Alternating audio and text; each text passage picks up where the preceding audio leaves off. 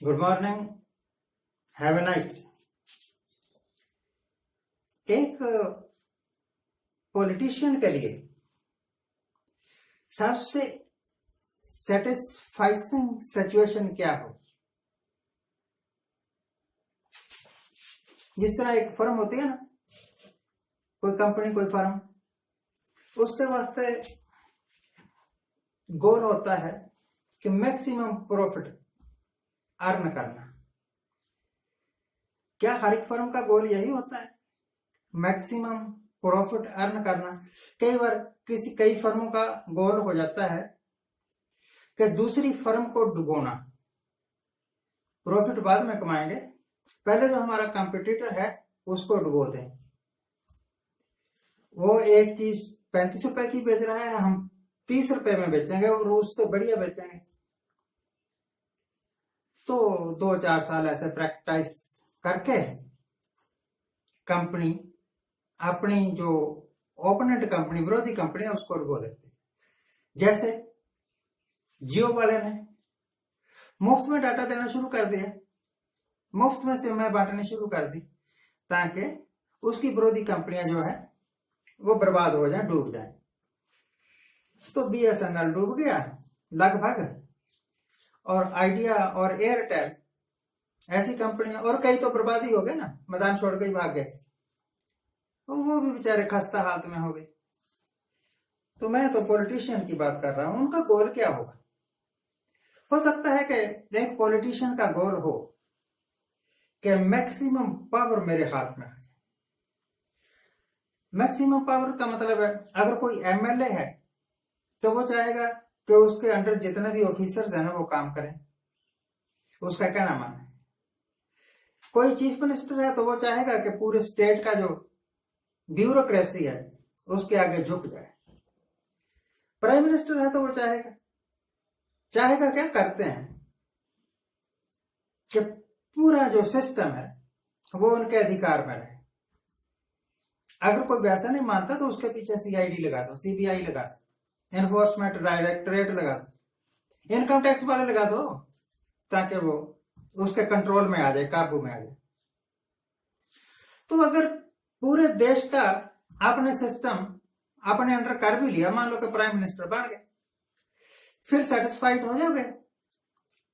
फिर भी सेटिस्फाइड नहीं होते, फिर भी वो बहुत सारी रैलियां करनी पड़ती है कि कहीं कोई पंचायत का इलेक्शन है तो वो हमारे हक में हो जाए, कहीं कोई मेट्रोपॉलिटन सिटीज का इलेक्शन है तो वो हमारे हक में हो जाए, हम जीत जाएं। हक में का मतलब है इलाहाबाद हो, हैदराबाद हो, इनकी जो म्युनिसिपल कमेटीज होती हैं उनको हम अपने काबू में कर रहे हैं।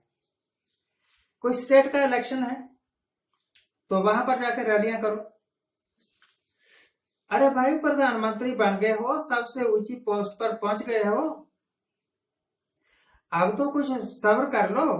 पर सब्र कुछ नहीं, बस इस बार दीदी को हराना है। काश के कभी ऐसा सोचा होता कि इस बार कोरोना को अपने देश में घुसने नहीं देना है। क्या कभी ऐसा सोचा है? जरूर सोचा नहीं होगा। अगर सोचा होता तो हॉस्पिटल्स की हालात इतनी दयनीय नहीं होती। अगर सोचा होता कि इस बार मैंने अपने मुल्क के जो बाशिंदे हैं, पॉपुलेशन है, उसको इस पेंडेमिक से बचाना है, कंफर्ट में मैं इसको हरा के रहूंगा,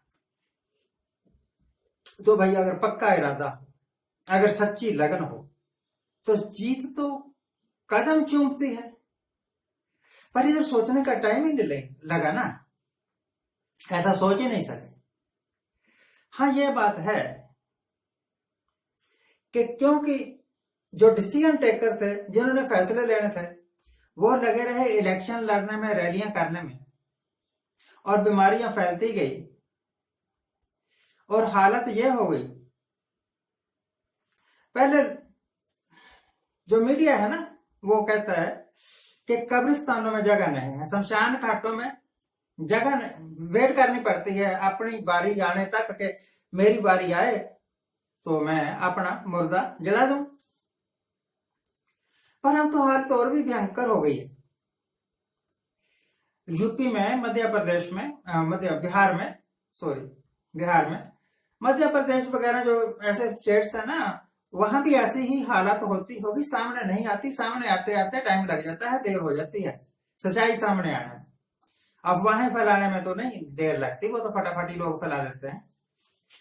कि गंगा नदी का जिक्र आया है, दूसरी यमुना नदी, ऐसी नदियां जो है ना, नर्मदा, ताप्ती, इनमें भी, कृष्णा गोदावरी, इनमें भी ऐसा ही हाल होता हो। लाशें बह बह कर आ रही हैं, एक आधी दो चार नहीं, 20 लाशें बह कर आ रही हैं। और भाई वहां का जो एडमिनिस्ट्रेशन है, वहां के जो पत्रकार है, उन्होंने ये बात फैला दी कि जी नदियों में अब लाशें बह बह कर आने लगी हैं, काफी आने लगी हैं।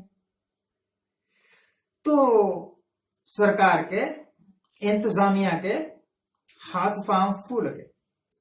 आज मैं एक खबर देख रहा था, खबर में वो सीन दिखा देते हैं ना, उन्होंने लाशें भी दिखाई, आज तक था वो चैनल शायद, लाशें भी दिखाई, काफी लाशें थी, गिनी तो नहीं जा सकी, एक सेकंड में तो सीन बदल जाता है। और नदी के किनारे ही एक बहुत बड़ा गड्ढा भी दिखाया, जिसमें कम से कम 50 लाशें एट ए टाइम ही डाली जा सकती। और फिर वहां का जो एसडीएम साहब से ना, वो बोलते हुए भी दिखाए, वो कहने लगा कि इन लाशों को इकट्ठा करके हम अब दफन करेंगे, चाहे हिंदू की लाश है, मुसलमान की लाश है, किसी की लाश है, किसी की लाश नहीं है, इसका सवाल नहीं है, दफन कर देना है ताकि गंदगी ना फैले। वैसे जिनकी लोग मरे और नदी में बहा दिए, उन्होंने भी अपने फैमिली मेंबर्स के साथ कोई इंसाफ तो किया ना।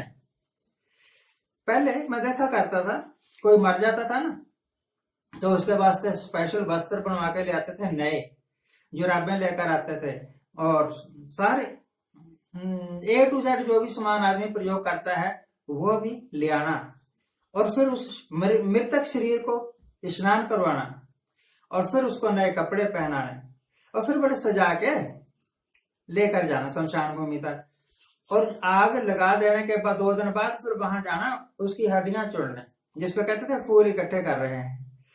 अब ना तो कोई नहला रहा है, ना कोई पंचकर्म कर रहा है, और ना ही उसके वस्त्र बदल रहा है। पता नहीं कौन मर रहा है, पता नहीं लिफाफे में किसकी लाश है, और पता नहीं कौन जला रहा है। क्या हो रहा है ये? सिस्टम क्या कर रहा है? सिस्टम वो कर रहा है जो सरकार कह रही है करने के वास्ते, और सरकार कर रही है वो जो कि उससे संभाला नहीं जा रहा है। क्या ही अच्छा होता है कि अगर वक्त पैर देख रहते संभाल लिया होता। ये जो चाहे प्रधानमंत्री हो, चाहे कोई मुख्यमंत्री हो, चाहे कोई गवर्नर हो, कुछ भी हो, ये तो जब अहंकार में आ जाते हैं तो भूल जाते हैं कि इन्होंने भी एक दिन मरना है। अगर यही दुर्गति इन लोगों की हो, इनको पता लग जाए मरने से पहले कि हमारी यही दुर्गति होगी, बिना सांस के मरेंगे, बिना कफन के जलाए जाएंगे, तो शायद ये डर जाए। अदरवाइज डरने की इनके वास्ते कोई बात नहीं है। ये निडर हैं, निर्भय हैं, ये कुछ भी बुरे से बुरा कर सकते हैं अपनी गद्दी बचाने के वास्ते। ये कुछ भी अच्छा नहीं कर सकते अपनी पब्लिक की जान बचाने के वास्ते। आज के लिए इतना ही। आज जिनका जन्मदिन है उनको हैप्पी बर्थडे, आज जिनकी मैरिज एनिवर्सरी है उनको बहुत बहुत शुभकामनाएं। अपना ख्याल रखिए, तंदुरुस्त रहिए।